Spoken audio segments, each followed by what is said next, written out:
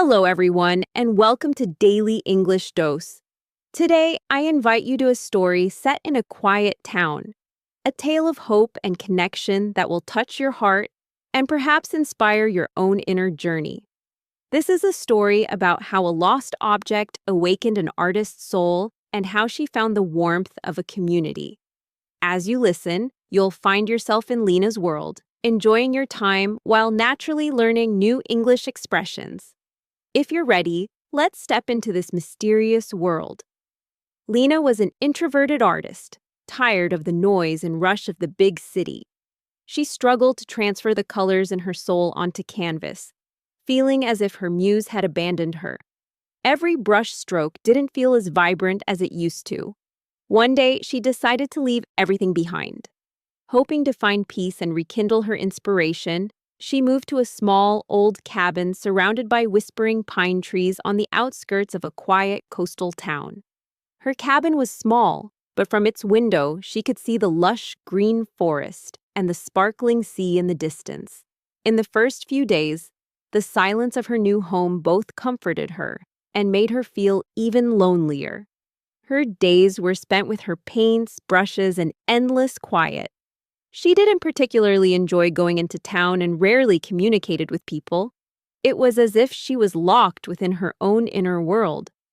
The constant, gentle whispers of the pine trees seemed to sing an old song from the past, but she couldn't decipher its meaning. She looked at her canvas but saw nothing but emptiness. In search of inspiration, Lena began taking long walks in the forest every afternoon. The rustling of leaves and the sounds of birds accompanied her as she walked among the trees. Sometimes she would sit on the deep roots of ancient pine trees, gaze at the sky, and search for something to fill the void in her heart. One afternoon, as she walked through the forest as usual, she slightly veered off the path. She came to an older, denser area of trees where sunlight rarely reached.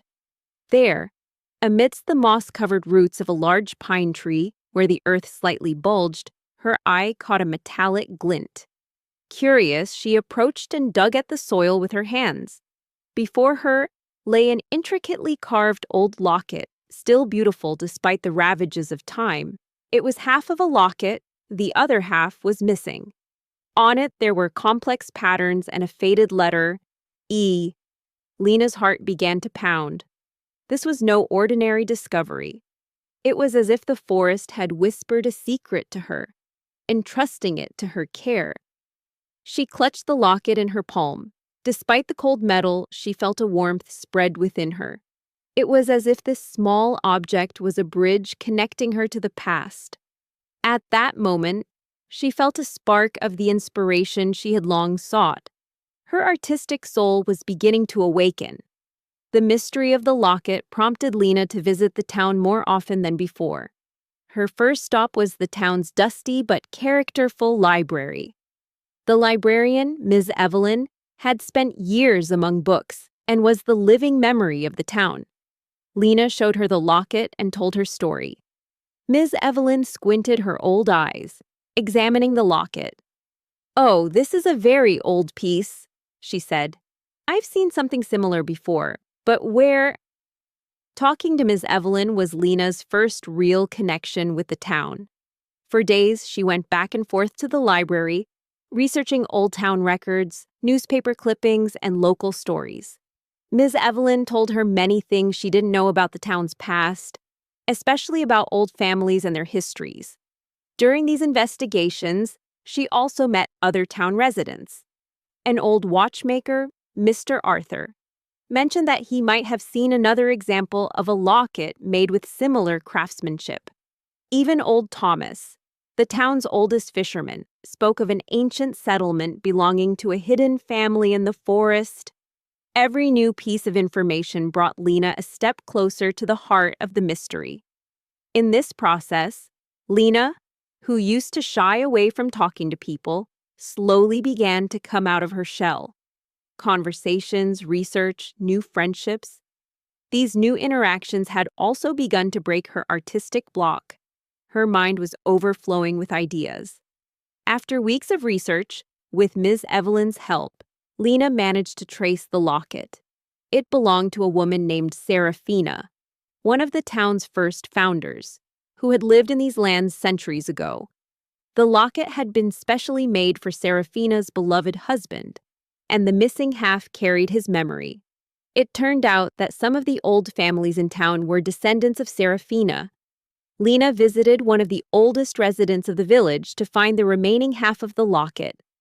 The old woman was Serafina's descendant and said that for years they had been telling the story of this locket within the family, hoping the missing piece would one day be found.